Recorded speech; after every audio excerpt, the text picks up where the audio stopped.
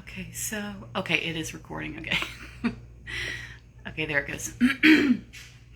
All right, so this is going to be a big deal because I just created this badass course and I need to tell you about it. I'm going to pull it up actually um, so I can read some of the details to you.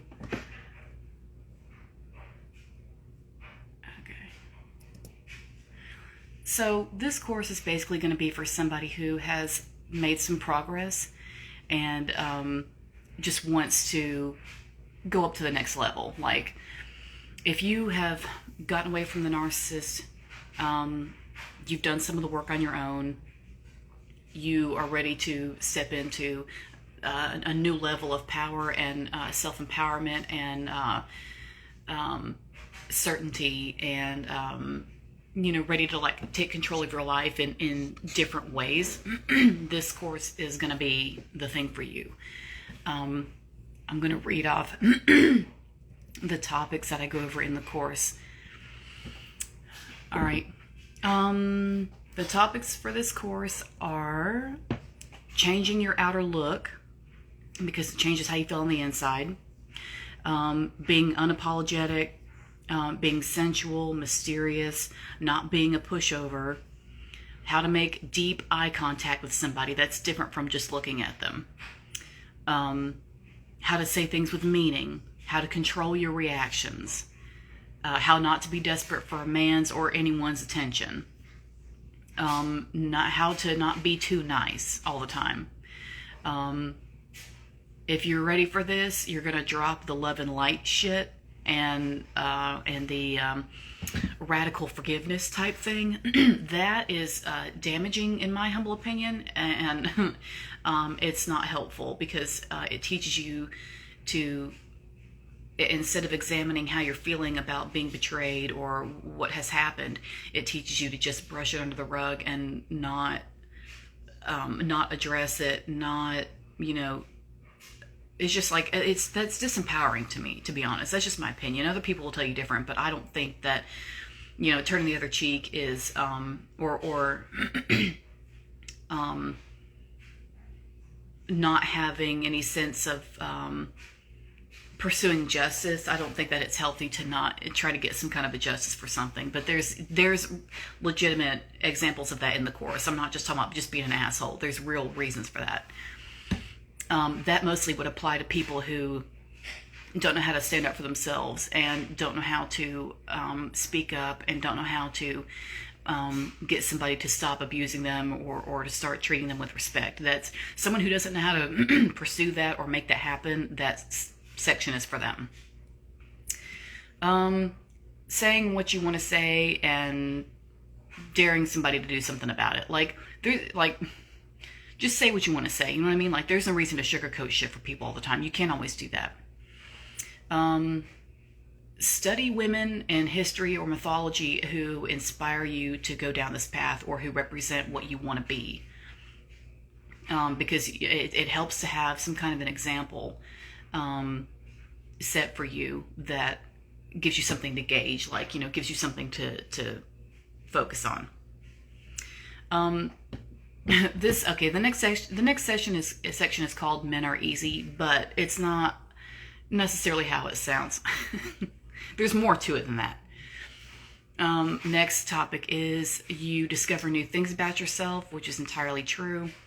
You see how powerful you can be.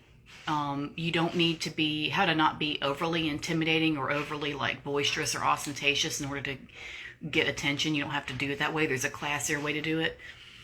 And how to see people and how to interact with people who are not at your level yet, people who don't see you the way they should see you, or people who don't, those going to be the same people who don't see themselves the way they should see themselves. And I go into detail about that. How to keep in mind that people who are watching you or admiring you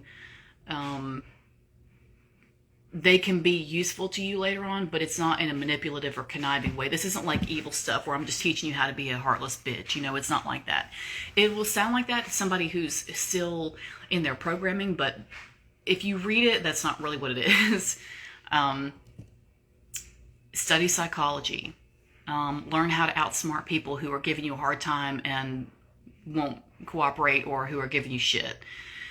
How to connect back into your body. And then finally, the last part of the course is just a playlist. It's actually my whole personal playlist of music that I listen to pump me up or get me in the mood. You know, and it's a good way to start my day. You know, especially if you have to go do something that might intimidate you, like you have to go to court for something, or you have to go to the police station for something, or you have to confront somebody that you're really not wanting to confront, whatever. That kind of thing. If there's something that you're sort of nervous about and you're not feeling great about, the playlist that I've included here is going to fix all of that. It's going to fix all that. So the first part of this is important because it's called changing your outer look. Okay, this is what bugs me. When people talk about the dark feminine, they don't... they forget to include that there's psychology in this. It's not, this isn't some shit about, because if you go and look, if you read, you know, blog entries about it, if you go watch somebody's video on YouTube or whatever the fuck, it's going to be stuff about, oh, well, you got to wear dark clothes, you got to wear, I mean, that is what I'm doing, I know that, but they tell you, all they go over is, you know, black clothes and red lipstick. And that's all fine and well, but stepping into your dark feminine is an awful lot more than that. It's like 90% psychology and 10% all the rest of it. And you have to understand other people. You have to understand yourself. You have to understand why you've been doing things the way you've been doing them and why you need to switch and start doing things in a better way, and let the dark feminine take over and you know, lead your life a bit so that you can have more control in life. This is more about having more control in your life and having more say-so in your life than you have so far. Because, and as I go over many times in this course, women are taught to be convenient for everybody else. And that's, you know, that's great or whatever, but it's not really working. And that it's a horseshit way to live. It's a bullshit way to live. There's no reason for you to just, you know, hang your head and hold your tongue and say, well, you know, say la vie. No, not really, not really say la vie. You know, it could be whatever fucking vie you want it to be. It could be whatever life you want it to be. But you need to take initiative and not be afraid of it, and not be afraid of bullshit stuff like consequences and whatever the fuck. That's all. It's bullshit stuff to just keep you under control. It doesn't mean anything. So, changing your outer look is the first step, because the way you look on the outside is going to change how you feel on the inside, because your outside is reflecting what's going on the inside. So, that will help you start to steer in the right direction of how to carry yourself. I'll go over some other things like body language, how to walk into a room, how to look at people, the unapologetic thing. And there's I put examples of stuff like, say somebody's going to argue with you about prices. And this happened to me one time. I took my car to 5 Minute Express Oil or whatever that place is called. And all it needed was a fucking oil change. And they had the nerve to call me and tell me that it needed $1,600 worth of work because it needed this, and this, and this, and this, and this. And I don't want you to let anybody do that to you and get away with it, because there's no reason for that. Especially a bunch of men working at some place and they're under the impression, at least they're going to tell themselves, that you have no idea what's going on. They're going to try that shit. It's guaranteed. There's really not. It's guaranteed they're going to try it at some point. And you need to not be afraid, because they're working for you. So you need to not be afraid to tell them, it just needs a goddamn oil change. That's it. Just do the fucking oil change, okay? and let it be that. Because women are so afraid to argue with men at establishments, at places of business, because we're taught that they're in power and that you don't argue with power, and we're also taught to fear power, which is why we hand over our own. But when you go to these places, or when you're on the phone with them, and there's some man with the deep voice, and it's like, well, it's got to be this, it's got to be this. You don't really have any options. You know, we're so used to just letting them do what they want to do to us all the time, and it's that has to stop. That programming, we're done with that. We're finished with that. So you're not gonna have to live that way anymore, because there's no reason to.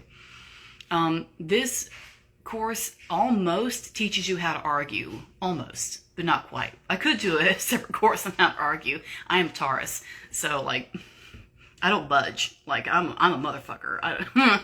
So I guess, I mean, really, I could teach you just how to do that, but this is a more sly and a more coy way of doing it, of handling business.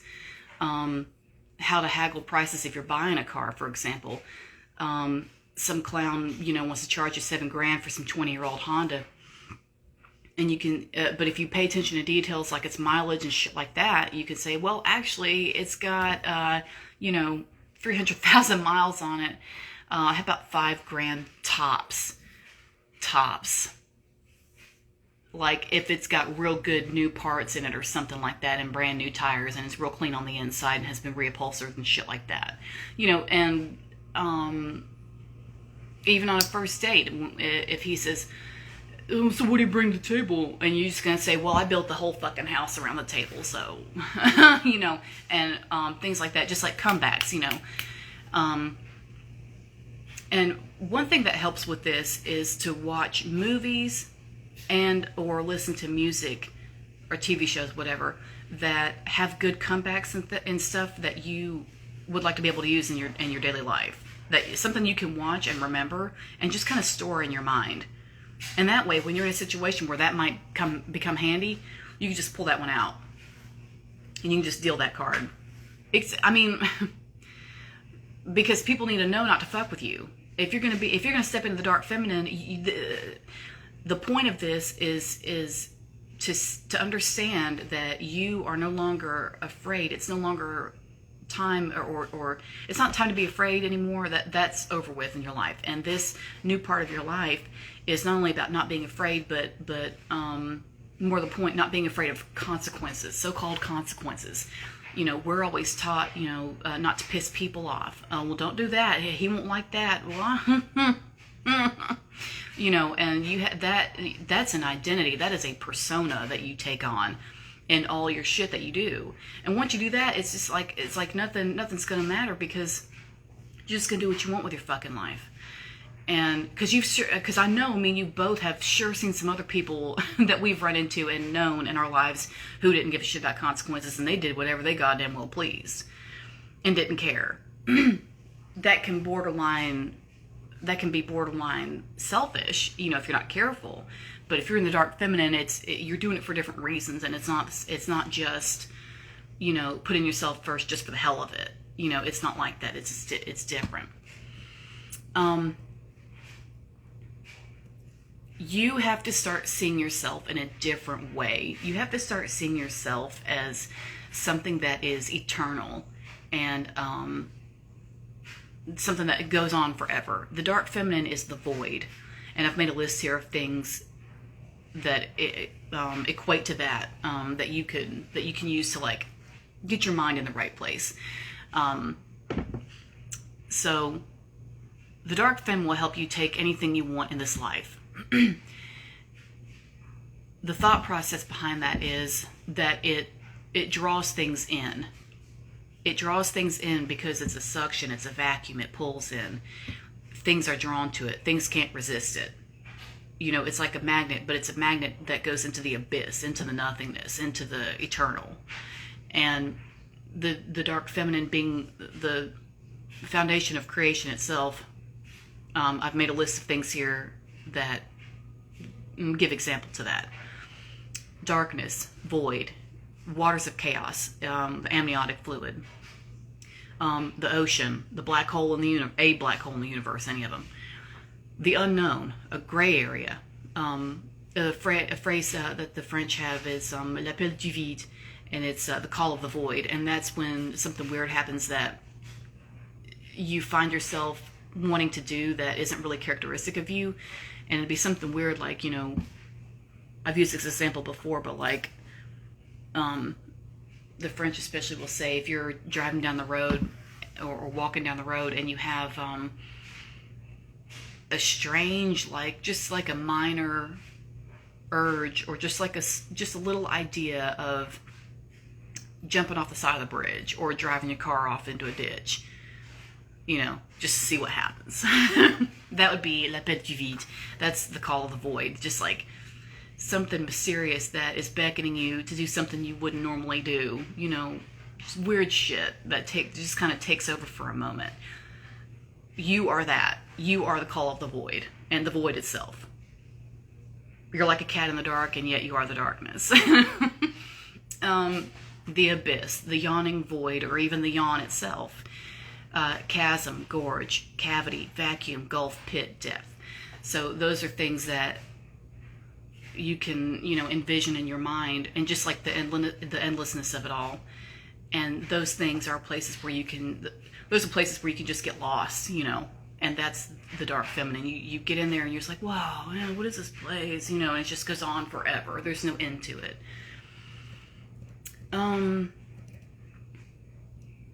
Being sensual. You can do this in a classy way. My advice would be like, you know, especially vintage clothes if you want to do that. And if you want to wear, you know, springtime flowery shit, that's fine. It's alluring, but in a different way. It's not as intimidating or as threatening as, let's say, you know, if you went out in black lace or something like that. I have a variety of stuff in my wardrobe, so like whatever I'm feeling that day, I just wear that. But you know, you can be sensual and get the kind of attention and the kind of acknowledgement that you want. There's still gonna be men that stare at you in a nasty way, so you just have to accept that part. There's no way to get around that. But my suggestion in here was, you know, just like vintage Vogue type stuff. And actually, if you've been on that website, Shein, they have some really good examples of that. And honestly, if you don't want to do that, you can go down to the thrift store and find something too, because I do that too. Being mysterious. Okay. So I say this, I probably sound like a hypocrite because, like, honestly, I get online and I talk about everything.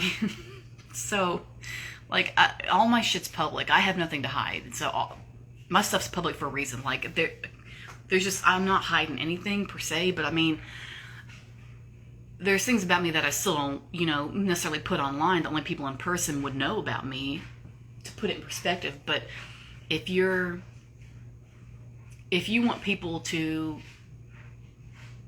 get to know you, or if you're the type that doesn't know how to approach people, or you're lonely and you want people to want to get to know you and want to be closer to you, and get to know you as a person and appreciate you as a person, the mysterious thing can work out to your advantage. Because if you don't know how to talk to people, or you're shy, you've got the mysterious thing about you anyway. It's just you have to learn how to use it right.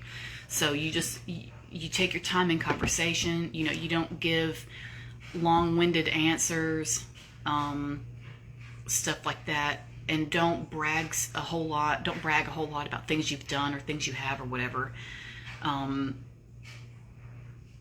I want to say it's because, you know, I want to warn you and be like, don't do that because it'll draw jealousy or whatever. But honestly, if you're ready to step into the dark feminine, there's women that's going to hate you anyway.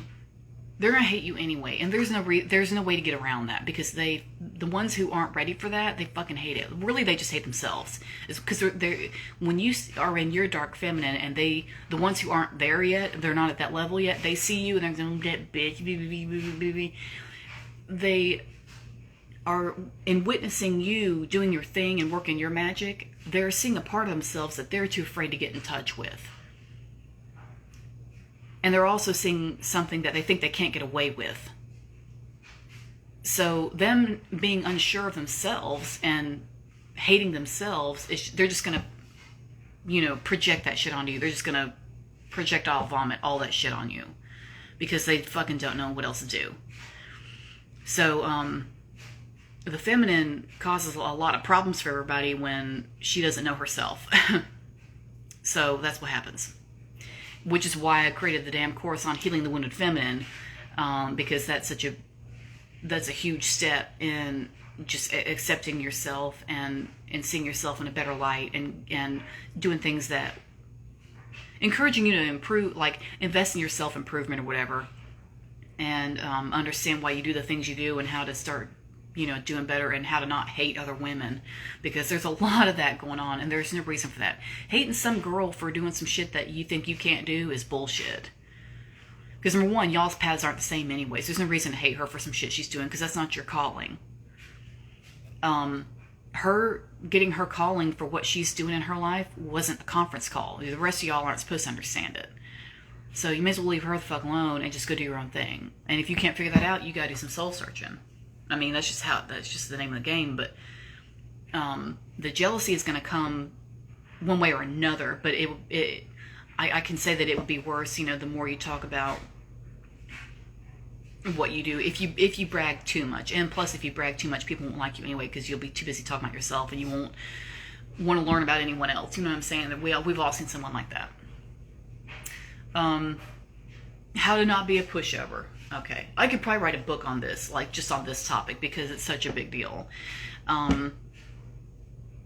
Not being a pushover. This is not letting people, if someone interrupts you, you look at them like they're out of their fucking mind.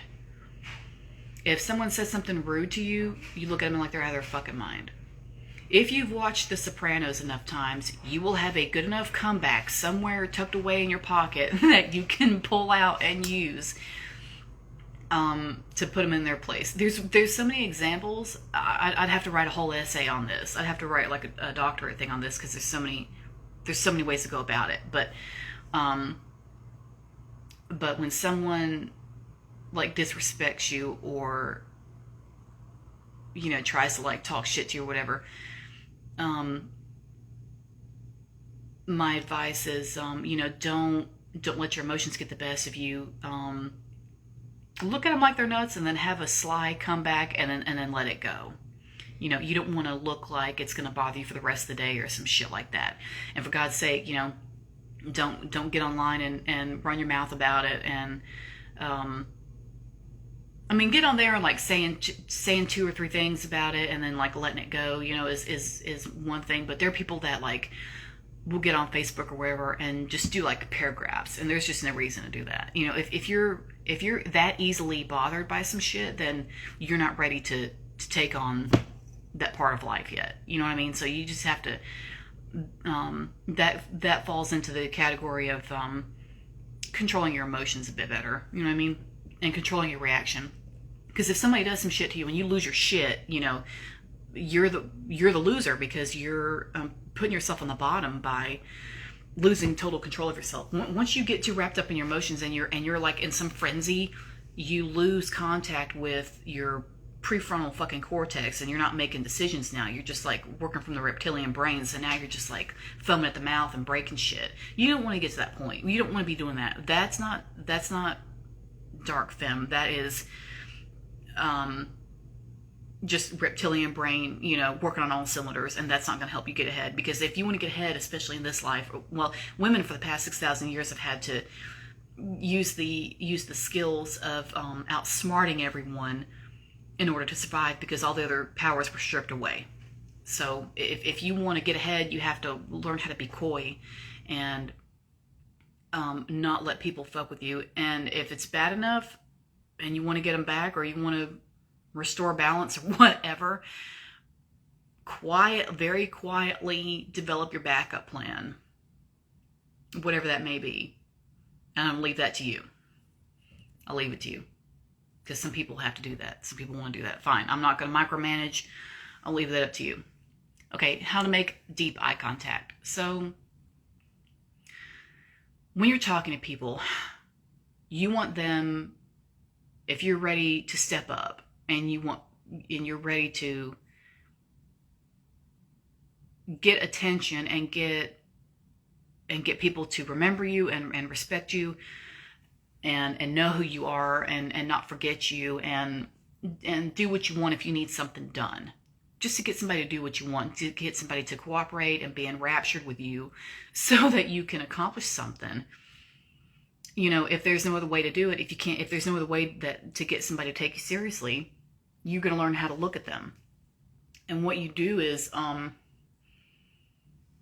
when you're talking to somebody, you don't ask for help. You don't say, well, so went wrong, and you know, you're not going to do that. And in this course, I mentioned something. I have heard of a phenomenon called the customer service voice. Now, I don't know what that is, but my advice that I'm going to give you right now is to never do whatever that is. Don't do that. Whatever it is, just skip it. Because it sounds like that's probably something you would do just to be kiss ass or whatever. And we're not doing that. That's not what this is about. So don't do that. You're not going to do any high pitched shit with your voice because you're not asking for shit. If you need something done, I thought somebody was in the house. It's a TV.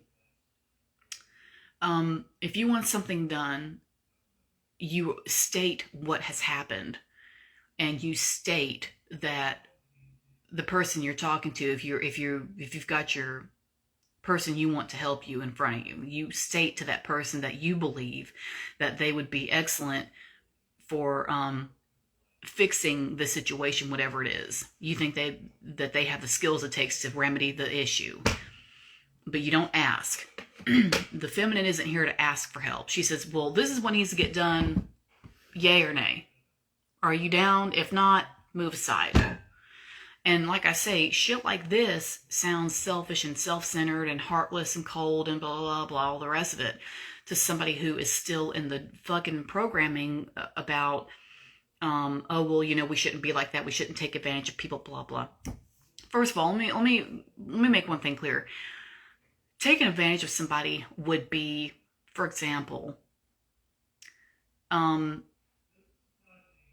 let's say you get in trouble and you need some money, and you tell your problem to 3 or 4 different people, but in your mind you know that at least 2 of those people have the money to give you to help you out for that situation. And you end up getting the same amount of money, the whole amount that you need. Let's say it's $600 or something. You need $600 or something. And you tell those people, but of those people, you've targeted 2 in particular who you know you're going to get that full amount from each. And you get 600 and another 600. And you don't say a fucking word about one to the other. When you're talking to one, you pretend the other one's dead. And you get 600 from both of them. And now you've got double the amount. You've got the amount you need to pay for whatever it was, and then you've got an extra $600 fucking dollars to do whatever you want with. And you've taken advantage of one, if not both of them, by doing so. Something like that would be taking advantage of somebody, because you're getting more than what you need, and you're lying about who all is helping you or whatever. Like that's different. Because those are people that were deceived and you know, maybe one of them didn't have the money and was, you know, took out a loan or a credit card or some shit in order to help you because, you know, you knew that they were feel sorry for you or whatever. That's taking advantage. That is. But in this situation with this shit right here, the dark feminine doesn't have to do that. It's not necessary. If she can control the room, or at least control, and I say control, it's a lack of a better way to put it, but if she can energetically dominate the room and energetically dominate a conversation with somebody and let him know, or her, or whatever, this is the situation I'm in. I think you'd be the best person to help me solve it. Are you down? Or yes or no? And they're going to say yes or no. But when you state this, you're going to tilt your chin back just a little bit. And you're going to look them deep in the eyes. It's not working on here because I'm in front of a camera, so we're not looking into each other's eyes. It's not the same. If you were in the room with me, I could do it, but It probably won't translate on here, but you look way into their eyes and you say what you need. And you say, I think you'd be great for that. You know how to do that. And you just wait. And they're going to say yes or no. And if they say yes, great, get it done. If they say no, or they chicken out for whatever reason, you say, all right, next. Dark femme doesn't wait around. There's no waiting around for somebody to come rescue you. That's light feminine. That's different. Light feminine is the girl that's in the kitchen with the flowery apron and the dough on her, and the flour smeared on her face, and she doesn't have any opinions, and it's just yes master, no master, and that is just about drive you to suicide. So because that may be all that she's made for, that may be all that she's meant to be in that life, but I'd hate to think that. But I like to think that we're made for more than that. But that would be a light feminine, just bubbly and goofy and not threatening, easy to get compliance from. That's light feminine. And if you're done with that kind of lifestyle, then that's what's happening right now, is you're shifting from that. So congratulations and welcome to the dark side. I'm happy to have you. So, but when you are trying to get help from somebody, it's not taking advantage, because you're not lying about anything. For one thing, something has gone wrong. You're saying, well, it's this. I think you'd be the right person to go to for that. If not, do you know somebody? If they say no, if they don't, you just say, oh, well, okay, and drop them. I mean, there's a situation, there's a problem that you need fixed. I don't care what it is. It's a flat tire. You need $100. You need a network with somebody to either get in touch with somebody important, or get information about a job posting or something like that. Whatever it is, you be very matter of fact about it, and you be very plain about what you need. But you don't fucking ask. You don't ask for permission. That's not what this is about anymore. You're done asking for permission. That's not the lifestyle anymore. Saying things with meaning, the same kind of thing. You state it. You don't, and then you listen to yourself too. Like, practice saying these things. Practice in the mirror if you want. You practice saying this stuff, and practice what it's like to hear yourself say it. And like I say, if you need to, go back and watch some TV show or some movie that pumps you up and has a character that has the attitude that you want to have, and build on that. I don't think there's anything wrong with that. You need something that you can gauge that will give you an idea of what to be or who to be, that you want to grow into. And then once you get to that point, you'll find something else anyway, and you'll level up after that anyway. So it's not like it's going to be a permanent thing anyway, but something to monitor, to look to, just for direction,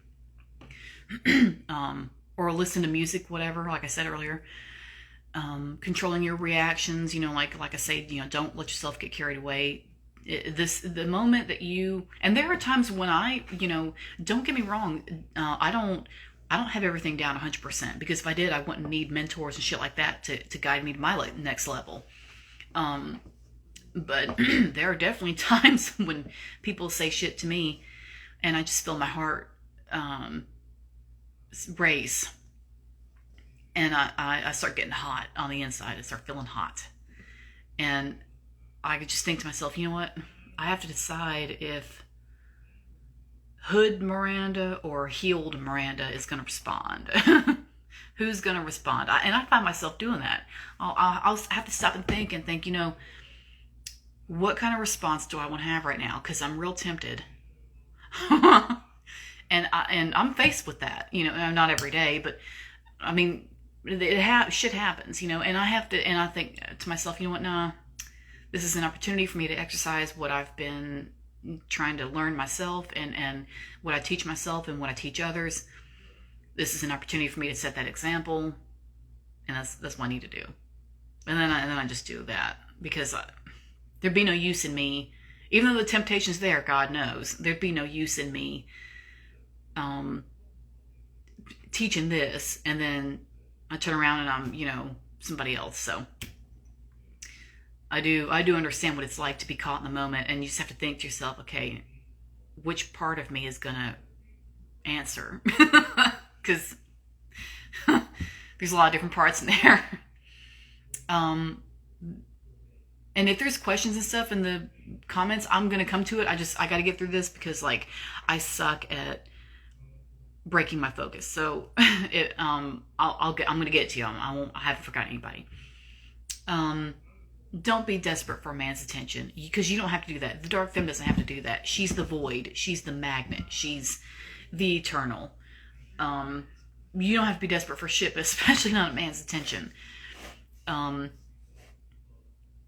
All human life starts out as XX, and the sperm may be XX. The sperm may be X, it may be Y. When it comes to the egg, if it's a Y, if the sperm is a Y, it has to destroy one of the X's in the egg in order for it to be a boy baby. But strangely enough, the Y can't kill off both X's in the fucking egg, because if it does, it'll die. So the X has to be there for it to live. And that's why you don't need to chase men. I mean, if I'm a feminazi, fine. I'll take it. I don't do labels, but okay. So be it. But I'm telling you, there is no reason to after all that, they have to destroy part of you just to live. But they can't destroy all of you because they'll die off if they do. So just keep that in mind next time you think that you need their approval. And I explain that in the course as well. So you go back and read that as many times as you need to. And I don't speak from hatred for men. It's not that. There's a whole thing I'm going to do on Divine Masculine later, so don't get me twisted. But I'm just letting you know that what you've been taught so far is horse shit, and we're going to rectify it today. So this is it. One of my favorite shows is American Horror Story Coven. And The Supreme is one of my favorite characters on there. Jane, no, it's not Jane. What's that woman's name? I'll think of it in a minute, but anyway. Oh, duh, Jessica Lange. I wrote it on there. Jessica Lange. She and I have the same birthday, too, as well. So she's the Supreme in that show, and her character is called Fiona Good. And somebody in the show, like in the beginning, somebody challenged her and was like, "Who the hell do you think you are?" or something like that. And she says, "I'm Fiona Good. I'm in charge everywhere." And that's how I want you to start seeing yourself. Because I know that sounds self-centered and all this other shit. And that facade of yours, because what you've been taught about how to not be selfish and how to not be too much and how to not be this and that because it'll piss people off and the men won't like you and blah blah blah blah blah. And women won't be your friend and all sort of shit. All that what you're doing with that, oh, I better be nice. That's a facade. That's not the real you. That's just some shit you've been taught. It's just some shit you've been brainwashed with. So I'm just going to strip all that off of you. Like Reiki. I'm just pulling it out of you. And because that has to go. We're just going to discard that like old clothes for real. Let's just get rid of it because that is stopping you from taking any kind of control in your life. And like I say, you've been taught to fear power so that you'll give up your own. And it's easy to do with women because women are trusting, and they forget that people in the world have awful ass intentions. And that's why, it's one of the reasons we get killed so much is that we're trusting. So that has to stop. Us being trusting and being nice has to kind of slow down because it's not working. And I want you to start seeing yourself as fucking being in charge everywhere. And then when you get in the room with another woman who is in the dark femme like you, one who's doing it right, the way you're doing it, or the way you're learning how to do it, the two of y'all don't go head to head. You're going to come together and be a team. And you're going to have each other's back because you'll understand each other. And this will happen naturally. There won't be any bullshit here. It's going to happen naturally. You'll know each other. And if the other girl turns out, she's just doing a facade or whatever, and she's not really that, it'll all show itself eventually. So don't worry about it. Because one of you will get ahead and one of you won't. So just take that for what it is. But this course overall, I would say that it teaches you how to see yourself in a different or a better light, because you not being in control of things and being at the mercy of other people and not being in touch with your body and not calling the shots in your own damn life, that has to come to an end, because that's not working anymore. This isn't 1600. You don't have to get married to avoid living in a cardboard box in the fucking street. And if you do, you can still be in control. You would just do it with these methods, not like any other way. This is a long section here. Don't be desperate for attention. This is a long section, but this is deep psychology. The way I want you to see yourself from now on is not just as a woman who just has to find her place in the world, alongside everybody else. You are the creatrix in the flesh, in this manifested physically in this earthly plane. And there's no reason for you to see yourself as any less than that. There's no reason for you to act any less than that or think any less than that. That's the level you need to be at. And as soon as you start accepting that part of yourself, that feature of yourself, things will go a lot more smoothly for you, because you won't be emotionally tied up in shit. Like when something goes wrong, if somebody says no for something, if somebody, disrespects you or doesn't listen, whatever, there's a way to look at that. And I've gone over that in the course as well. Don't be too nice. You don't have to be too nice all the damn time. There are people in your life who will merit and deserve your being too nice or being overly loving or kind or whatever, and those people will show themselves to you, and you'll know who they are. You'll know. And if something happens and you get bamboozled and turns out they were assholes anyway, you wasted your time with them, whatever, you didn't really waste anything. You showed them what you're about, and they saw it and they took it and they bathed in it and took advantage of it, and then they fumbled, and now they're leaving your life. They're the ones who are losing out because they're losing you. It's not the other way around. You didn't lose time. You didn't lose effort. You didn't lose, you didn't lose money. Money can be replaced. They make more money every day. You can go out and get more. There's ways to go and get more. So to look at yourself as being on the losing side or being on the beaten side, or the one who's been bamboozled or whatever, it's not, none of that has happened to you. That person is doing it to themselves, because they've fucked themselves by doing you wrong, because you're at the top. You are seeing yourself the way you're supposed to see yourself, and they haven't gotten to that level yet, and they're just really fucking themselves. Because when it's all said and done and it's over with and y'all part ways never to speak again, they're going to be the ones who miss out, because they're not going to have access to you anymore. So they've got no more. They don't have your guidance. They don't have your example you're setting. They don't have your loyalty. They don't have your money. They don't have your attention. All those things about you that they were getting, that was a blessing for them. You don't stoop down or level down just because you're associating with somebody who isn't at your level yet. It's not really like that. You're still doing your thing. You're still being you no matter what. They were just there. They handled it wrong, and you got rid of them, or they left, whatever.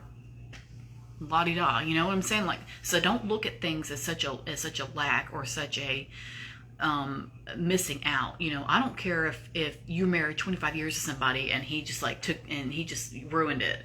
If he does, he does, but he ruined it for himself, because you showed him something that he's never going to have again, never going to get again, because nobody can do it like you do it. So that being the case, you didn't really lose shit. And if you have to quote unquote start all over again, I mean, fine. Well, yeah, not quote unquote. Sorry, I put that wrong. If you have to start all over again in one way or another, then fine. Clean slate. That means you've got the clean slate means you're in control now. You can paint that canvas with whatever you want. You're in control. You're the creatrix. It can be whatever you want. You can have whatever kind of life you want. You have to work for it, and you have to go get it. You know, and you have to make it happen. No one's going to hand it to you, but you're in control now. And especially after everybody sees how much better you're doing without him, I mean, it's going to be obvious, who's going to come out on top, as it were, who's going to be the victorious one, if you will. So, just worry about what you're doing in the moment, and don't let yourself be convinced that what's happening is some big loss on your part, because it's not. So that's one of the details about understanding your emotions and understanding, being too nice. And if you are struggling with being too nice, you do have to rein it in a little bit, because that will get people taking advantage of you and expecting things from you that you're not always going to be ready to give. So it has to come in little increments here and there, and you, for lack of a better way to put it, kind of test people a little bit with it to see how they handle your loyalty and how they handle your time and your attention and your friendship or whatever. Watch how they handle it over time, and you decide for yourself if they deserve to be in your inner circle or be closer in your life or whatever. I have to leave that up to you, but there is such a thing as being too nice, and people will see that and just eat it up if you're not careful. We talked about the love and light stuff. Okay, so having the courage to say what you want to say and not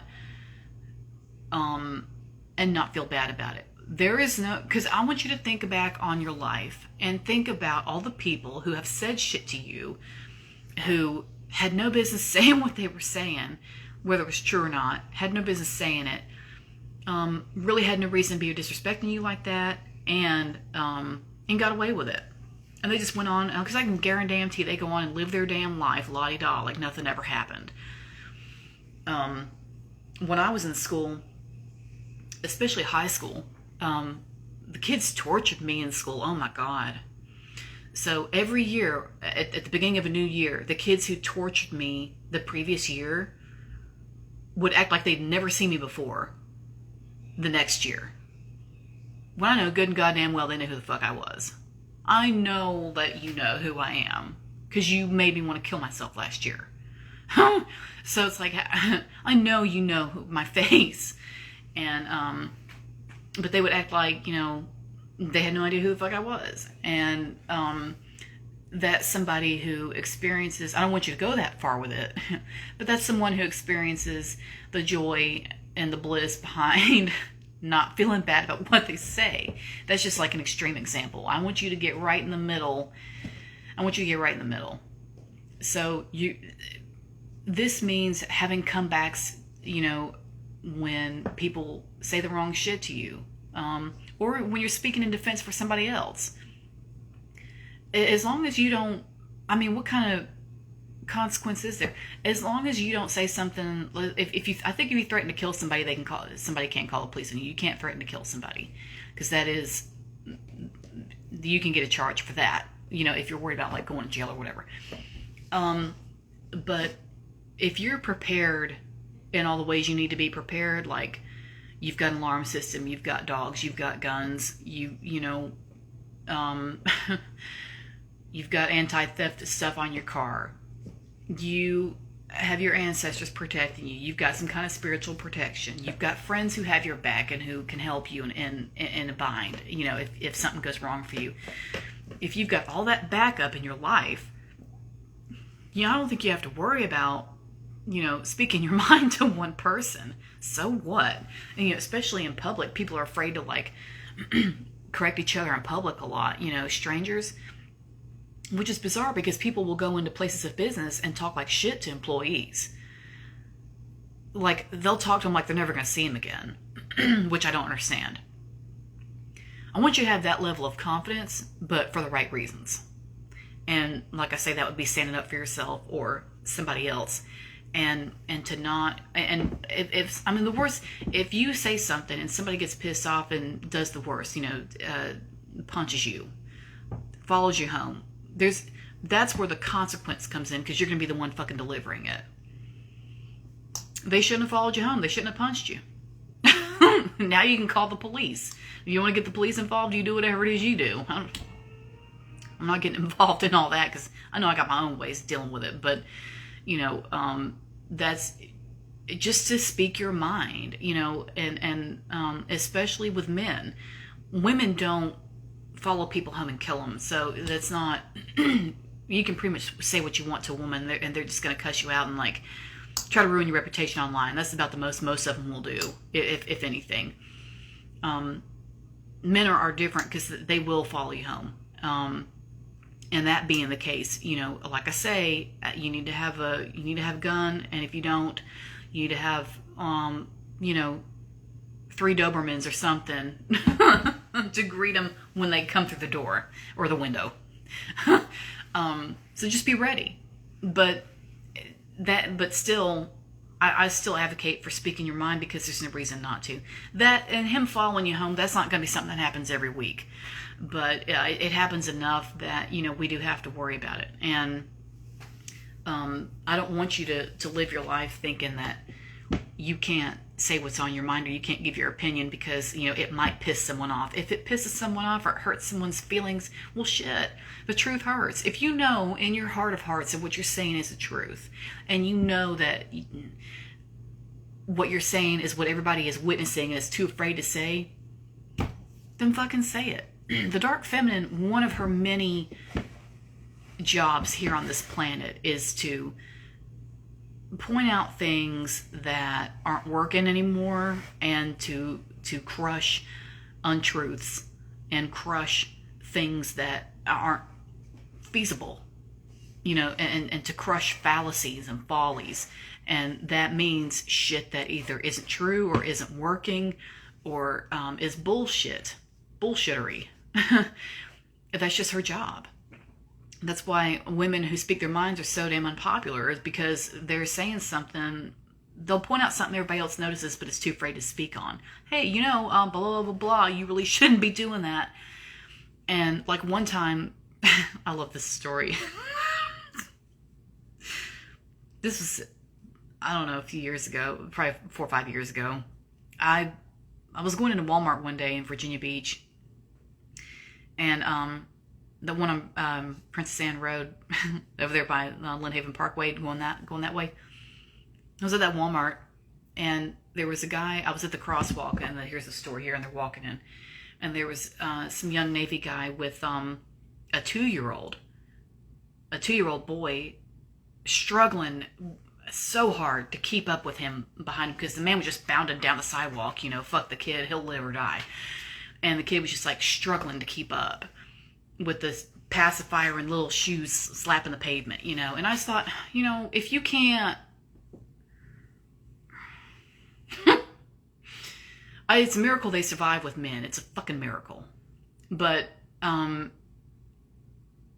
somehow the kid got in the store alive.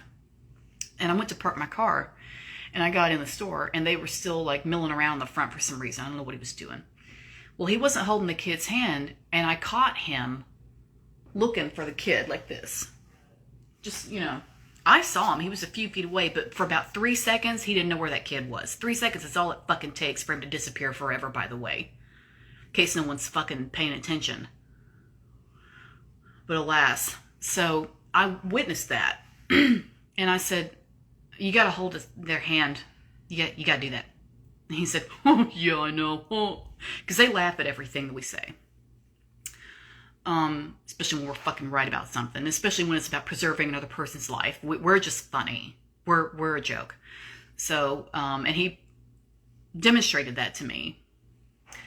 And I said, that's not funny. That's how they disappear. And before I got the whole sentence out of my mouth, he was cussing me so bad. I thought he was. I'm just glad he didn't have a gun on him, because he probably would have just shot me right there in the fucking foyer of Walmart. Like, I just would have lost my life that day. Because he was so goddamn angry that I had pointed out to him that what he was doing was wrong. So I said, that's not funny, that's how they disappear. And he just went off like a fucking firework. And I was like, well, whatever. I went to go get my shoes, because I had some job, and had to go get shoes for it, some tennis shoes. I went to go get the shoes, and I got in line. Well, the line I was in, the lady in front of me was like, had a bunch of stuff, and I was like, shit. And I had to get to this job. So I was looking at all her stuff, like slowly going on the conveyor belt thing. I was like, shit. And I looked over that way towards the doors, because by the doors is that section of self-checkout things. And in this Walmart, it was on the right side. So I remember looking like that. Well, let me tell you, when I looked like that, I saw you-know-who behind me, standing right behind me with his buggy, and the poor kid still alive somehow in the buggy. And I didn't look at him, because I knew right away who it was. So I didn't look at him, because I was pretty good at self-control.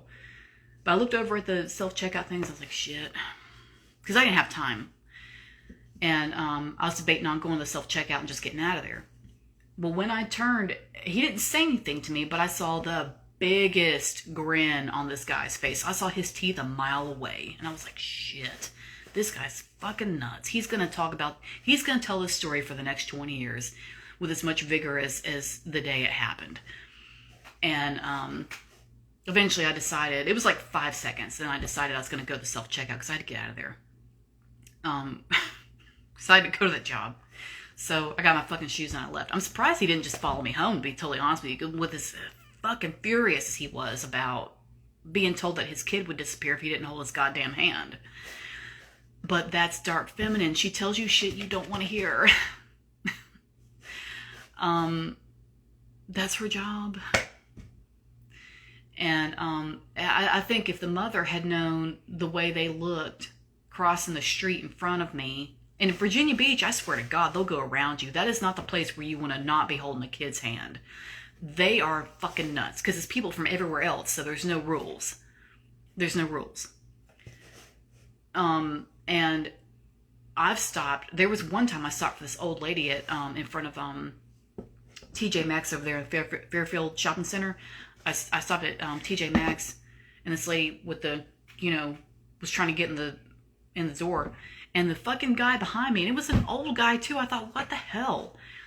But he said, nah, fuck this. And he just went around me, and he just missed her. And I was like, that's your greatest generation. What's wrong with you? And she lived, but I mean, that's not some place where you don't want to be monitoring your kid. And, but anyway, so it's just shit like that, and it could be a range of things, but, it's just too bad. It's just too bad. So you can't be afraid. And that guy couldn't have done much anyway, because he was in the military. And the military is a whole other animal when dealing with punishment and shit like that. The issue is that in the military, once you join, you relinquish, you forfeit your constitutional rights as a citizen. You no longer have constitutional rights. When you join the military, you are government property. And no one gets this. You're not going to get it unless you've been there. But you are government property, period. And they have their own discipline system, their own court system, their own police, their own laws, their own everything. So the shit that you think you know about civilian shit isn't going to matter a damn bit. So that guy knows that he couldn't have, his trouble that he would have gotten in for harassing me or anything like that would have been a lot different in the military. In the civilian world, men can harass women and they get by with an awful lot, because they have with me when I've gone to the police station in tears, thinking I was going to get strangled. and he hadn't done enough to get in trouble. Well, let me tell you, I put his name on the internet, and I did a video about him a little over a year ago on my YouTube channel. It's still up there, and he's the reason I don't leave the house without a gun anymore. So, but anyway, I finally came to my senses. It just took that much harassing for me to finally do it. But yeah, I don't leave the house unprotected anymore, for real. So, but I still want you to be courageous and speak your mind, and not be afraid to just say shit. There's no reason to hold yourself back and make yourself small just to make men feel better, or so that other women will be your friends, so they won't be too intimidated by your accomplishments or your achievements, or that your husband's better looking than theirs, or whatever the fucking issue is that's supposed to be between y'all. That's, you just say it, and people that can't handle it, you know what? Bye. Toodaloo. Nice knowing you. So what? There's 7 billion fucking people in this world. You worried about pissing off one? Why? Because he's a lawyer? Because he's a police officer? And I work with forces that they're not prepared to deal with. Like, I don't care. All I gotta do is go to my ancestors and go to some other people, some other entities, and say, look, so-and-so has pissed me off. Get rid of them. Get them out of my life. Block them from me. And it's done. So there's ways to protect yourself. There's a million ways to do it. But I don't want you to be afraid of speaking your mind, period. Because if you know that what you're saying is the truth, and you know that you've got enough backup to be able to prove your innocence in something, no matter how extreme or how little the situation is, then just do it. So that's what I want for women. I want them to have the courage to speak their mind. That shouldn't be reserved for just a select few who, get on the internet and be an influencer and just set an example for everybody else who wishes they could do that but are too afraid. I've seen enough of that. I just want you to just go ahead and start doing it and practice that shit if you want. One way to practice it is to look back on a situation where you really got crushed, and I'll replay it in your mind, but replay it in a way where instead of you walking away with your tail between your legs or whatever happened, instead of you leaving, defeated and without closure or whatever, I want you to state your opinion, state the facts to that person's face, and clear the air and even the score right then and there in your mind. I just want you to do it. Just do it. And just let your mind practice being in control, and let your mind practice having the feeling of coming out victorious, for lack of a better way to say it. Because you need that. You need that to build on in order to be sure of yourself when you start doing shit like this. So it's important to say what you want and not be afraid of so-called consequences. Because like I say, if you're worried about something big like going to jail or whatever, people can't take you to jail for... If that guy followed me to work and harassed me at work, and I couldn't get the police to do anything to stop him, and couldn't get the manager to help me either, she laughed at me.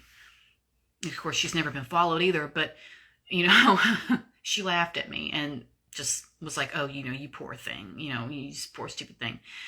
And after what the pharmacist witnessed at that job and everything else, because he knew I wasn't lying about it, because he saw it afterwards. Saw like another episode play out between me and that guy. And at least someone important knew I wasn't lying. And but I left before we had any damn meeting about it. Let me tell you, I left that job. So, but after all that, and especially after having a witness, and I went to the police, and they didn't do anything because he, quote unquote, hadn't done enough to pin anything on him. And the cop I was talking to, he wanted to help me. I could tell he wanted to help me. Because he was like naming things off, and was really thinking, but the guy, according to the books, hadn't done enough to merit, being called out or whatever. And I was like, we'll see about that. So I just put his name all over the place online and sent it to everybody I knew. And this area is not big, so I don't care. But there, if it's not, it takes a lot for you to really, quote unquote, get in trouble about something. So Just say what's on your fucking mind. I mean, honestly. I went over studying the mysterious or seductive women in history or mythology, and that can be anybody. And I don't want you to be afraid of entities that you've only heard bad things about, or you're unsure about, or whatever. If you read and study things from different points of view and get a clearer picture of what you want to believe for yourself, I think that's a lot healthier than just being afraid of looking into something. And that's all I'm going to say about that. I'll let you do that because that's such a broad thing. I can't school you on that. You'd have to go to. You'll be drawn to a certain woman in history, or a certain mythological figure, for your own reasons. So I wouldn't be able to, give bullet points for that. That's for you to do on your own.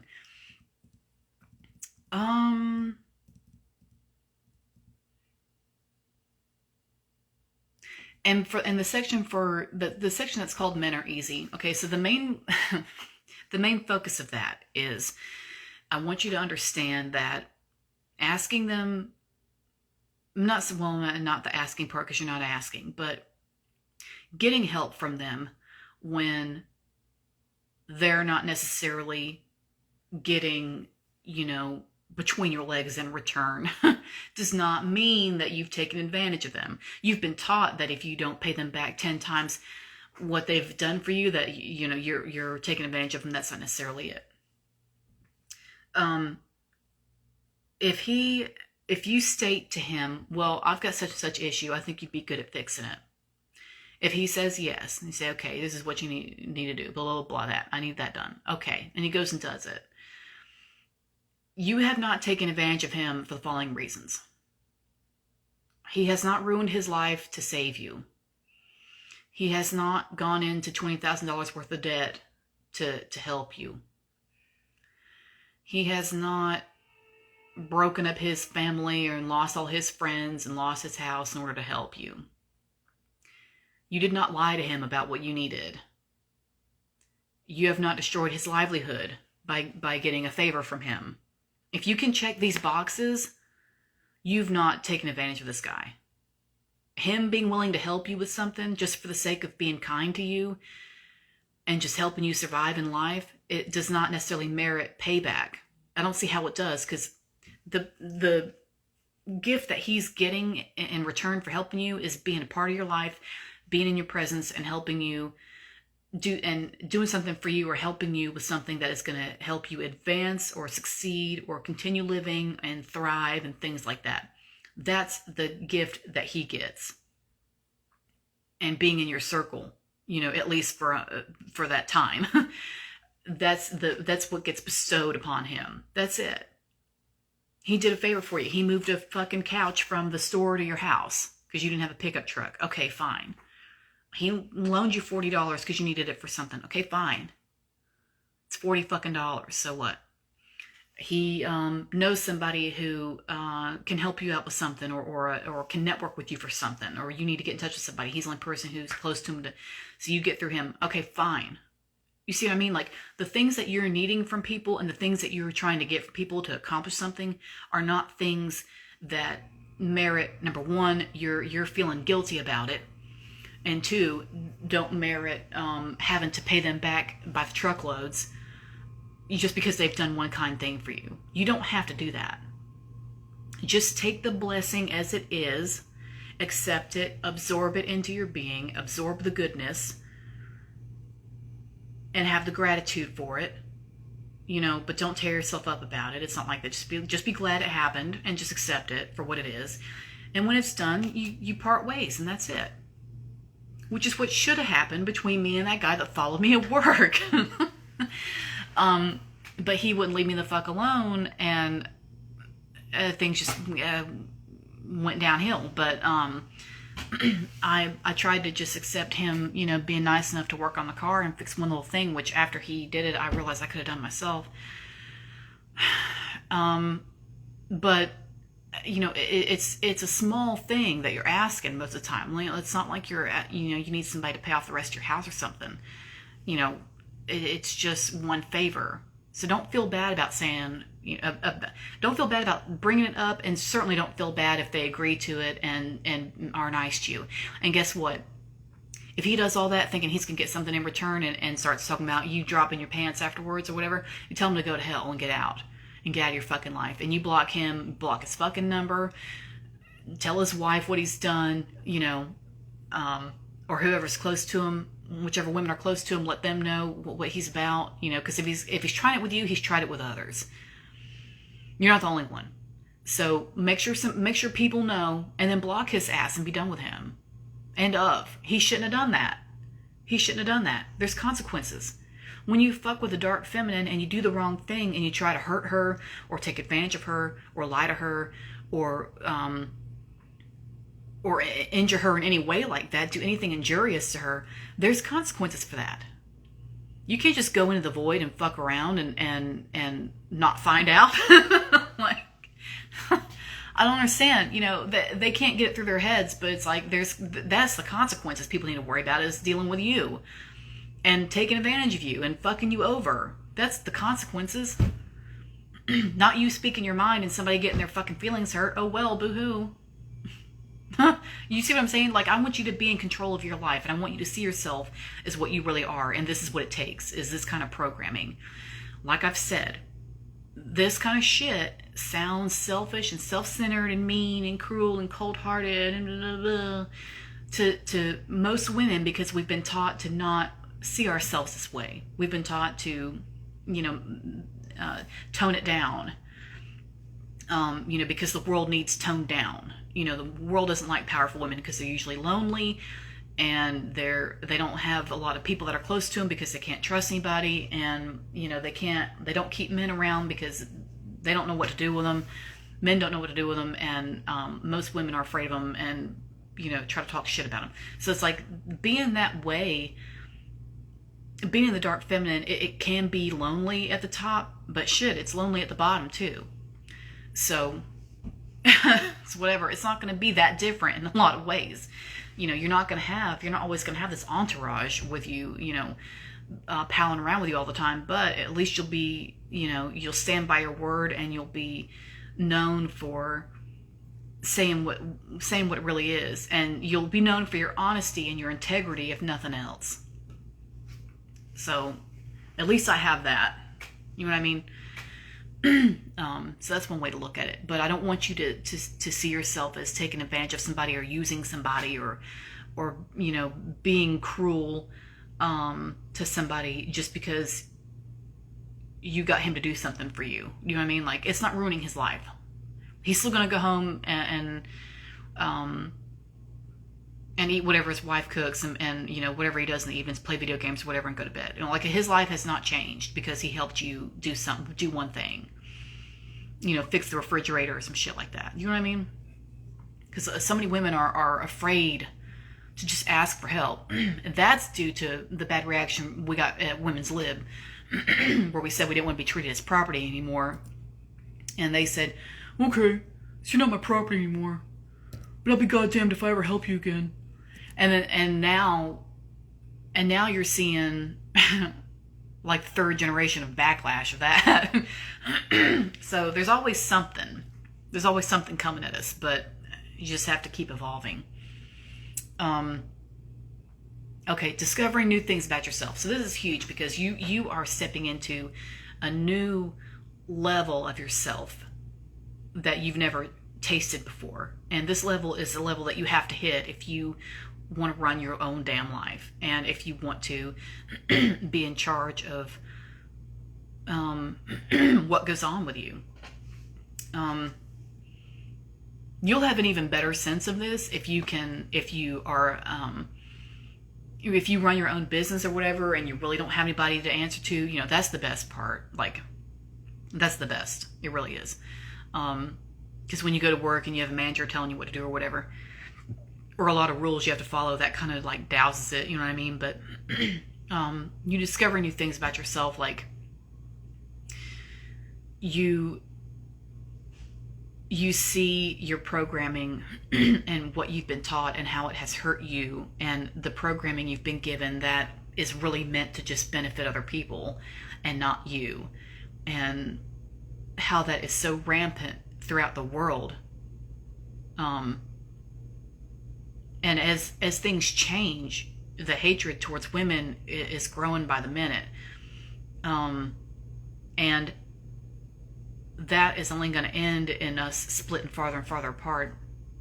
Even Teal Swan said in a video recently, at one of her talks, she said something about women are getting to a point where they don't need men, and they don't go to them for help anymore, to the point where men are just about on the verge of only being necessary for a sperm donation. And that is, and she said that was terribly dangerous, and I mean it is, but I don't know what's going to happen after that, but I do know that has to play out. It's got to just play out. So in the midst of all that, you stay strong, you keep your word when you do things, and you just be who you really are, and you be authentic, and you live an authentic life, where you know who you are, and you know what you're about every day. And that is more meaningful, and is going to get you through these situations, or whatever the future holds for that, whatever it's going to be. You being who you really are, and living true to yourself is going to be what gets you through. You also can learn in studying the dark feminine, and studying the things that you deal out to the world, like the crushing untruths thing, or teaching people what they're doing wrong. You also turn that inward, and you teach yourself things you're doing wrong too, and you point things out to yourself that you're doing wrong. Like, it's a lot of, people are calling it shadow work now. There's a lot of that. It's a lot of looking at yourself and saying, well, shit, I'm doing this. I know better than this. I know better than this. I got to start doing better. And then you make the decision to start doing better. And then after you do that, you see that you're a better role model for yourself and for others. You set an example. You are what you preach, and people will definitely take you more seriously in that regard, because when you say something, you will live your life and carry yourself in such a way that demonstrates that you are what you preach, and that you are who you say you are. And any outwardly demonstration of your philosophy or whatever, like, being who you say you are and such, that's going to be huge for you, because there's really no other way to be. And the fake women and stuff like that, you'll smell them a mile away, and they're going to smell you too. They're going to smell you too. And when they do, you can send them my course on healing the wounded feminine, so they can get their shit together. But you're gonna have, when you get to the top, like this, and you start doing this kind of thing, it's gonna be lonely, and you're gonna have people coming at you because they can't handle, for lack of a better way to put it, how special you are. They can't take it. They hate that shit because they think they can't do it. They think they can't do it, and they hate to see you getting by with something that they think they'd never get away with. And because they hate themselves, and they're feeling inadequate, they're going to push that shit on you, and it'll be something that comes out of nowhere.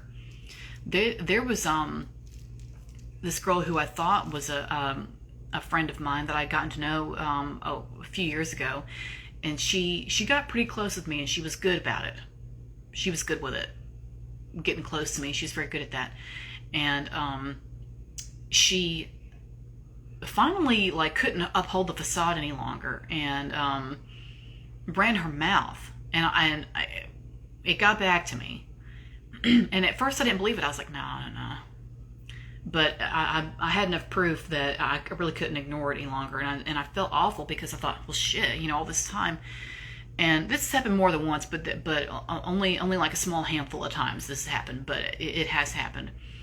And it's always by somebody who you just wouldn't believe, because they work so hard getting close to you. And then once you reveal that you know what's going on, and that you've caught on to the shit show that they've been running the whole time, like in front of your face without you realizing it, right under your nose, and you drop the bomb and say, you know what, I figured it out. So you can just quit being fake now. Just don't worry about it. I know you're a bitch. You don't have to hide it. I figured it out. And once you drop that in their lap, they explode because you weren't meant to figure that out. And they will talk condescendingly to you, and they will talk to you in the way that they need to talk to themselves. And one girl told me to use my coaching skills, Miranda. And I thought I was going to throttle her. I was so angry because of the backstabbing. I was so angry. Because I don't have a lot of women that are close to me anyway. I don't extend myself that much, you know, and for her to get that close to me and to pull that shit. Because she let me know basically that the entire friendship was just a competition, which I had no fucking clue about. And when I finally accepted it, that she really hated me and wasn't my friend after all, I was like, well, shit. But I let her know, and she projected her shit on me and said, if someone's words make you feel inadequate, that's because you do feel inadequate, Miranda. And I just thought I was going to knock her goddamn head off her. I was so furious. Like, I just thought, damn, you know, I trusted you. Because loyalty is everything to me. I'm like the Godfather. I put loyalty above anything else. And if you're going to fucking backstab me, or if I swear to God, if I find out, you know, I will call you out. And yes, I have screenshots and fucking witnesses and plenty of people. For every one of your friends who's going to go along with your lie, I've got 20 fucking people to back me up. So just don't do it. Just please don't do it. But she did. And all that time I was hating myself and I wasn't sure about myself. She saw my magic and was competing with me over something that she knew I didn't know I had. And that's how bad it was. And I said, you know what, I loved you, and you shit and pissed all over this. Why? And then she claimed that I was copying her work and shit like that, which I thought was absolutely obscene. And then later on, I got in touch with somebody who had proof that she was trying to create stuff out of nothing to backstab me. So I won't name any names because I'm not going to get them involved. But long story short, what I'm trying to tell you is that you're going to find out a lot about yourself when you do this dark feminine shit. You're going to find out your shadows. You're going to find out shit you need to work on with yourself. And you're going to find out things about yourself that other people wish they fucking had. And other people are going to hate you for because they think they can't pull it off the way you can. They have their own strengths and features and characteristics that are unique to them that you don't have. That they could get away with just fine if they would fucking look at themselves for once, but they can't stand to do that. They're too busy looking at you. I know they're looking at you because you're beautiful and you're amazing and you're intelligent and you're funny and you're smart and you've been through so much shit that has strengthened you and taught you. And here you are, ready to take the next step into your next level. Hell yeah, they should be jealous. But not to the point where they're trying to take you out. They should look at you and be like, oh man, that's amazing. I wonder what I could do that would be, you know, that would be helpful to me, helpful to my growth or whatever, blah, blah, blah. And then they should turn it inwards and start talking about themselves, but they don't do that. You can do that because you're mature enough, but some people fucking can't. And let me tell you that it takes a long time for them to get over that. It takes a long time for them to change because they're so stuck not wanting to deal with themselves. But if you step into the dark feminine, you're stepping into the darkness. You're stepping into the darkness, which is yourself. But, I mean, you know, it's self-exploration all the way. Because you learn so much about who you are, what you've been up until now, who you want to be, you know, who you don't want to be. And you put yourself through a lot of rigmarole to figure that out and to hone that and to narrow down your skills and your mindset and shit like that. Stepping into the dark feminine is like I say, 90% psychology and 10% what you're wearing. You know, I mean, it's a big deal to really learn about yourself. But I mean, you can do it. I'm just saying, there's people who aren't ready for this, who are going to hate you when they see you do this, and you just have to be prepared for it. You have to be prepared for the backstabbing and the lies and shit, because it's going to be there. Because there's always going to be somebody who's like, oh, well, get bitch, me, and she's just going to have to sit there with hurt feelings. It's too bad.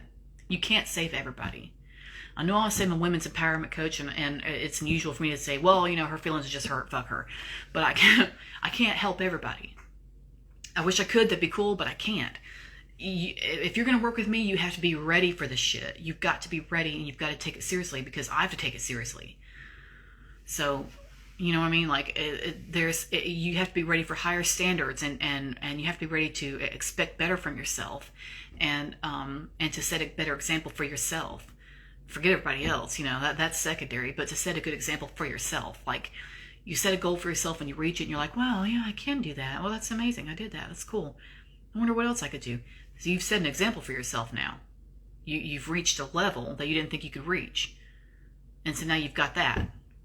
And you look at that and you say, oh, well, I wonder what else I could do. And then you start exploring more shit. You see what I mean? So setting an example for yourself is like one of the most important things you can do. And with this course, you're going to do it. You can see how powerful you can be, which is kind of the same thing. You'll take better care of yourself. You'll let go of guilt. You'll learn that your presence is important and influential for people, whether they say so or not. Your presence matters. You're important. You're valuable. You have something to tell this world. You have a message. I don't know what it is. It's particular to you and only you. But, you have something that this world needs, or else you wouldn't be here. What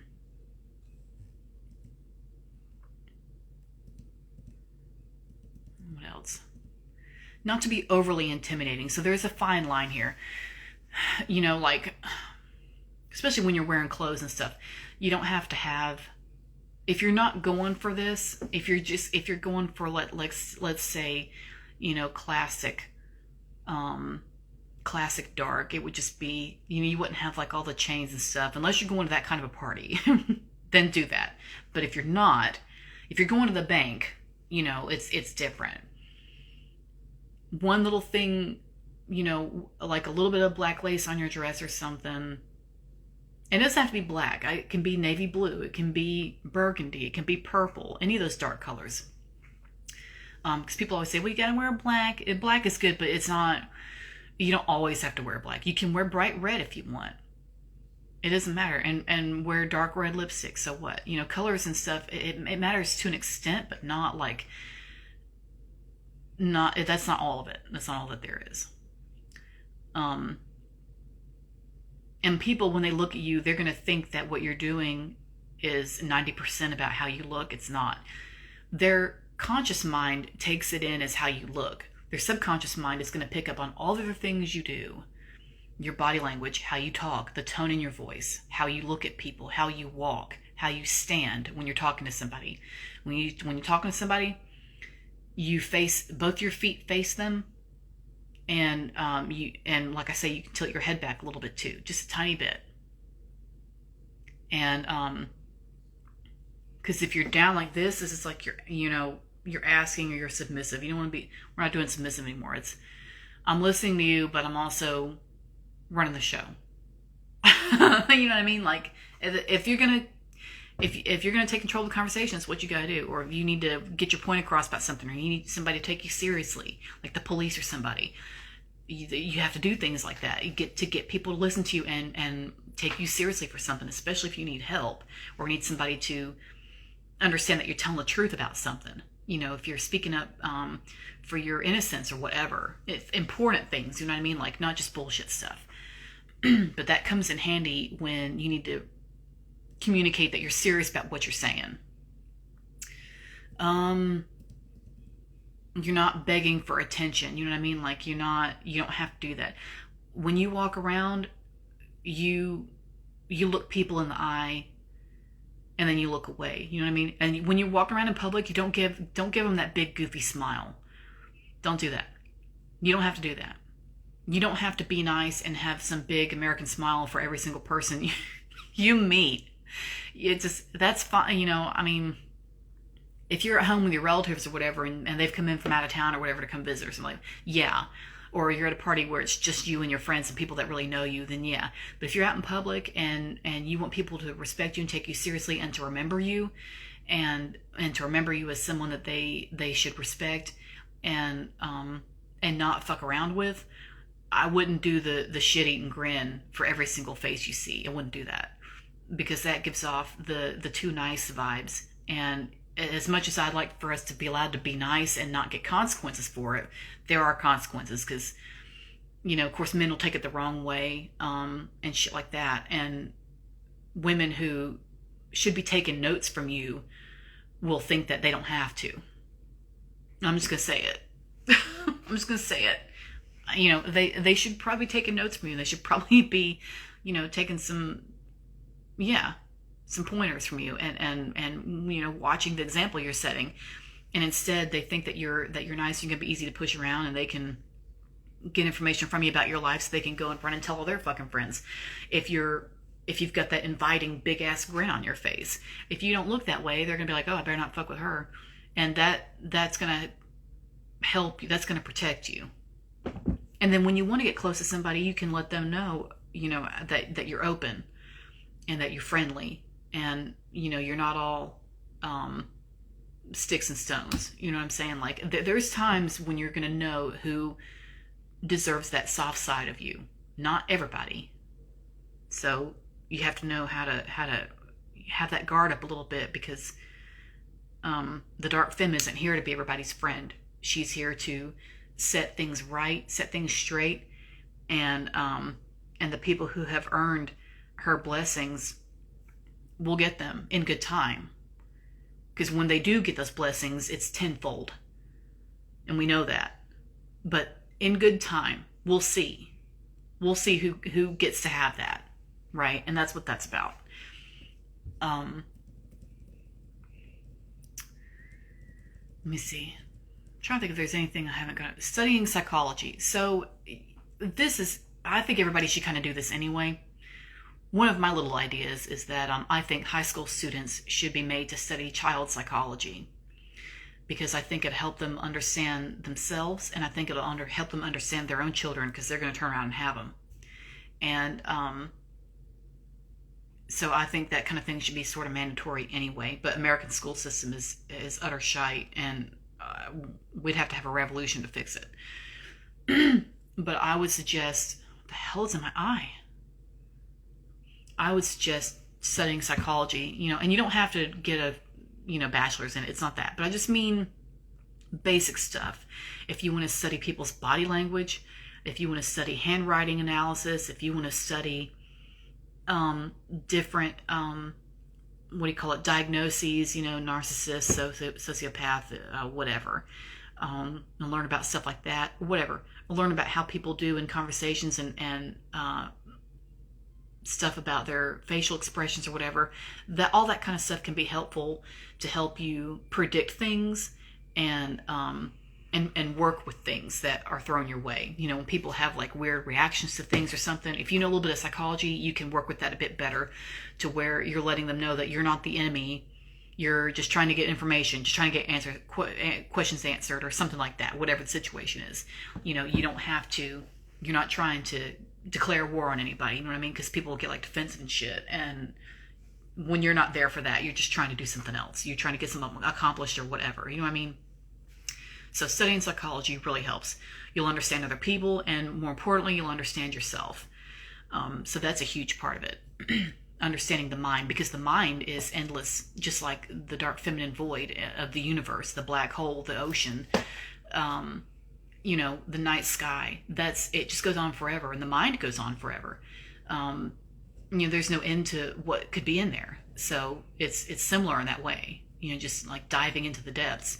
And it's important to be able to do that and not be afraid of that, because you're just meeting yourself in there, you know what I mean?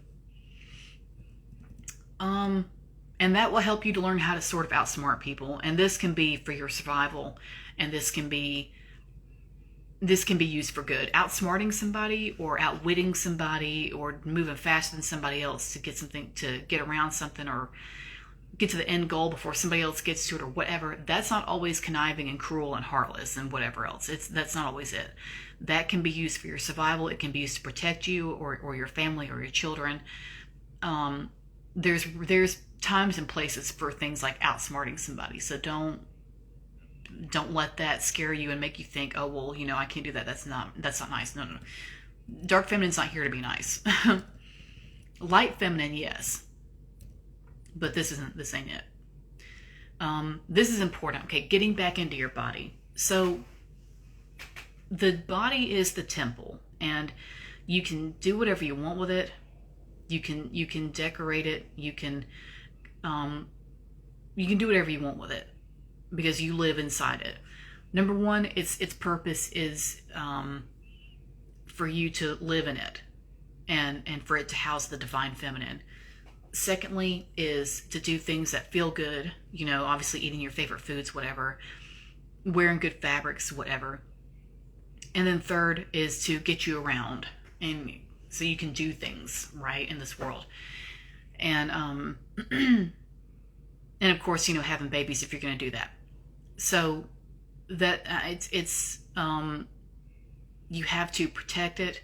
And one of my favorite ways of doing that is learning self-defense type stuff, so that you can learn how to protect your temple, because there are people who will try to hurt you and take advantage of you, and it's good to buy a weapon of some kind, and not just buy it and just keep it in your purse every time you leave the house, but to buy it, take it home, whatever it is, and watch YouTube videos on how to use that thing and in real situations. And if you have a partner that you can practice with, even better. But that is hugely important, protecting the temple, because it's everyone wants sin.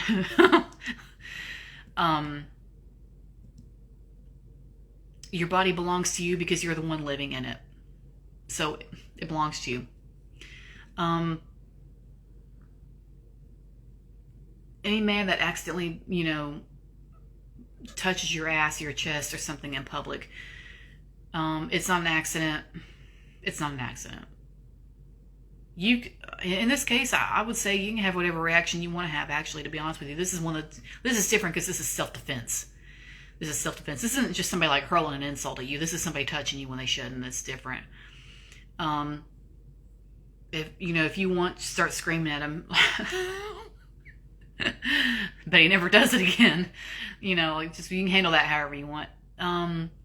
Do things that feel good to your body. Eat your favorite foods.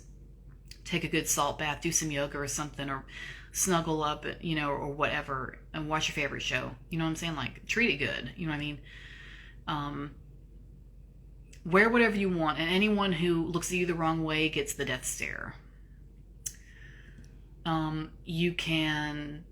I do yoga and Pilates, so I put that in there, and belly dance. You can do whatever kind of exercise you want, but if you want to do something to like get back in your body and see what level it's on, and see where it is, like physical fitness wise, that's always good, because it would help, I think, to do some kind of little activity every day to just kind of like keep you up to par a little bit, and to take care of your joints too. And of course, I suggest vitamins and stuff like that if you can, because I take a bunch of vitamins, and I'm fairly healthy. I'm a little bit heavier than I used to be because I like to eat, but I'm healthier than I was. I'm healthier now than I ever have been.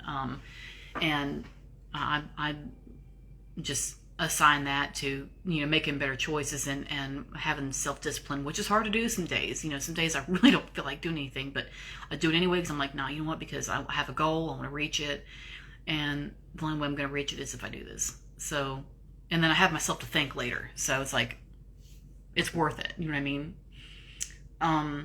You can do beauty treatments. You can give yourself massages, or go get a massage, whatever. Go for a walk, listen to the birds outside, listen to music, let your brain just like empty out. You know what I mean? And eventually you'll quit worrying about stuff, and you'll just like look at stuff outside, and you'll be at peace. You know what I mean? If you're outside long enough. When I go for a walk, I go for like an hour and a half. So that's enough time for me to finish worrying about everything I'm worrying about, and then just like dump my mind out, and then I'm just like looking at trees and shit, and I'm not worrying about it anymore. So that's a good meditation if you want to try that. If you're not a drinker, you don't have to do this. I just put it in there because this is what I do. But if you want to try wines or something, I would suggest starting with sangria. If you like dark fruity stuff, like if you like grape juice and stuff like that, or berries or whatever, sangria is good because it's very juicy and it's light. It's not heavy alcohol at all. The Spanish drink it. It's one of their wines. They drink it all day long though, but I mean, like, they're used to it. But it's not like, it's good. You'll like it, and you can put fruit and shit in there too if you want. If you don't want to do that, there's some people like Pinot Grigio and stuff like that. The Grigio, it's okay. It's not my favorite. I like rosé. For like lighter wines, and then for dark wines, I like any kind of dark mix. But I like Cabernet, and one of my favorite brands is like Apothic and stuff like that, because it's cheap. It's something you can get at Walmart if you want to, but it's really heavy. So it just depends. If you're not a drinker, then just skip that part. You don't really have to do that. I'm just saying. I just threw it in there because it's something I do. And one of the important points here is, I want you to practice looking at yourself in the mirror unclothed, because I want you to look at it. I want you to look at yourself until you quit feeling bad about it. Because at first you'll feel bad about it when you look at yourself. You'll feel guilty about how you look, or you'll be ashamed or whatever. And I want you to just keep looking until that feeling subsides. Because that's what I do. That's what I do. I would definitely like to be in better shape. I'm getting better about my schedule these days. I'm rearranging the way I do things during the day, and I'm starting to exercise more in the mornings, which I think might be better for me. So I've got some goals myself, but I want you to push through that shame so that it doesn't have any more control over you. Because if you're ashamed of how you look, you're not going to be able to wear beautiful clothes, because you'll be embarrassed. And there's no point in that. There's no point in you feeling bad about how you look, because there's just no point. There's no reason for that. You shouldn't feel bad about anything, but especially your temple. I could probably write a whole essay on that, to be honest, but I tried not to. This course is kind of long, so I tried not to like make it 1,000 pages like Gone with the Wind. I was just trying to I was trying to get my point across without it being like too much. You can also study anatomy, women's biology, to see like what your body's about and what it does, and shit like that. Just like things that go on in there. You know what I mean? Just so you can feel closer to it. Like when you do things, you can imagine when you exercise or when you eat or whatever, you can think about like what your body's probably doing at that time with it or whatever. Just shit like that. Just so you can bond with it better. Or if you get hurt or you're sick or something like that, and you're taking medicine to heal, learn about that medicine and what it does, and study it. And so that way when you take it, you can be thinking about like what it's doing in there, like, and how it gets to work and shit. And I put this in there just because it's good to have a way to release bad memories and shit from your body, because that's where it gets stored. That's where it gets hung up, is in your fibers. So that can be anything, exercising, going for a walk, doing your stretches, taking a hot bath, getting a massage, especially getting lymphatic massage for lymphatic drainage, which is huge. You can do all those things. A lot of people say that crying feels good. A lot of people say that they feel better after they cry. I don't. And I don't do a lot of crying. It's just not my... It's never helped me, if I'm honest. So I put it in there like on the list of things you can do, but I mean, it's just, for me, it's just not my thing. So, if that's you, if you cry and you don't feel better afterwards, then crying isn't your release thing. It's something else, and you just have to find it.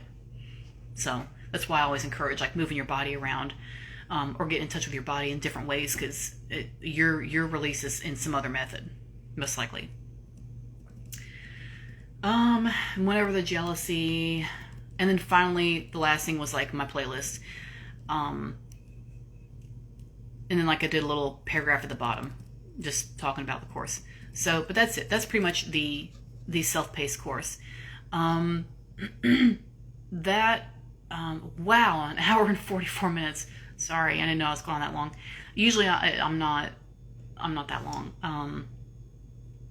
But anyway, so that's pretty much the course, like from beginning to end.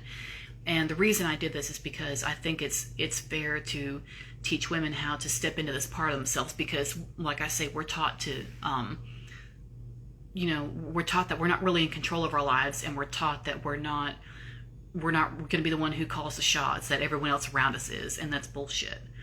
Like I say, once you start taking control of your life, it's going to be kind of lonely, because there's going to be a lot of people who don't like it, and it might make you, for lack of a better way to put it, a bit unpopular with some people, and that's too bad. That's going to happen. It's too bad. It's going to be that way. So I don't want you to think that you're really missing out on life if a couple of people quit talking to you once you really step into your power, because that's bound to happen. So there's not a whole lot of getting around that. But don't let that discourage you from leveling up, because the higher up, the more you level up, the lonelier it can get, or the more thinned out your circles will get. And that's just all there is to it, really. Now, if you have gotten this information from me, if you've heard what I've said, and the course is good, it's $100. It's immediate download. You keep it forever. It doesn't expire or anything like that. Once you download it, it's yours. So it's, infinite access or whatever. Once you get through the course, if you want to go one-on-one with me and really implement these things in your life step by step with different things, if you've got certain situations in your life that you want to turn around in your favor, if you want to have more influence in your life, if you need more personal one-on-one guidance with this, you can just message me, or if you want to check my website. I decided to go ahead and make it a 12-week course, because it would require that length of time because of how much you have to learn and how much you have to reprogram yourself for. But really, when it comes down to it, it's an amazing process, because you're coming to a level of yourself that you've never seen before, and you're coming to a level of yourself that is in control of shit, and you're going to have so much more power, and you're going to have so much more say-so in your life once you step into the dark feminine and let her just take over. And you're going to see yourself for the divinity that you really are, that we've been taught to be in denial of this entire time, because we're easier that way, and that's no way to live, and I don't want anyone to live that way. So, but you have to be ready, because you have to be ready to, number one, shed all of this shit from your past programming, from your whatever you grew up with that hasn't gotten you far. You know what I mean? Whatever it is, you have to be ready to let that go. You have to be ready to let go of fear and shame and guilt, and to not feel guilty for doing things and getting people to do things for you, and or, for lack of a better way to put it, getting back at people. There's ways to go about that, but we'd have to go one-on-one for that, because it depends on your situation. It depends on how we're going to handle it. I don't do illegal stuff, and I don't do bloodthirsty stuff or anything like that. I'm not that type. I don't have to be that type. So there's coy, cunning ways of going about it without putting yourself at risk for something bigger. But like I say, if you want to go one-on-one, just go to my website. I've got all kinds of offers on there, ways to get in touch with me, or ways to work with me. I got 1-hour phone calls, weekend work. If you want to work, you just get through a weekend with me, like one-on-one a little bit, just for a couple of days. I have the 12-month Stepping in the Dark Feminine. If you want to work with me for 12 weeks. If you want to work with me for 12 weeks straight. So if you're ready for that, if you're ready to, go all the way and just really meet yourself on that level, and explore the parts of yourself that you've been scared of so far. And because once you explore the parts of yourself that you've been afraid of, and you dispel the fear and shit, and you just see it for what it is, and you get past it, you're not going to be afraid to see that shit in anybody else. And once you're not afraid of everybody else, you're going to be in control everywhere you go. I'm Fiona Good. I'm in charge everywhere. So just keep that in mind. The more you learn about yourself, the more you don't have to be afraid of other people, because you don't have to be intimidated, and you don't have to be unsure of how something's going to turn out, and even if you're in a situation and, like I say, somebody, doesn't do what you want or whatever, or sorry, we can't really do that, blah, blah, you're going to get that need met in some other way. There's ways of figuring it out. There's never just one way to do something. So, I just want you to keep that kind of thing in mind. But anyway, I guess I'll end it here because this is really long. But that's it for now. So that is the course. And like I say, 12 weeks with me would be all that kind of stuff, but on a deeper level. And it would be really exploring yourself and who you are and who you want to be and who you want to become. And, and just going up to your next level, your next deepest, darkest level, but in a good way. It's going to be all good things. It's just going to be you studying yourself and studying, who you want to become and living that way. And that's it. So thanks for listening. Thanks for sticking around. I know this was long, but I owed y'all another live, so that's it. And if you miss this stuff, or if it's easier to find it on YouTube, you can always go to my YouTube channel and find it there because I upload it there as well. So that's it for now. Thanks, and I hope that was helpful, and I'll see you around.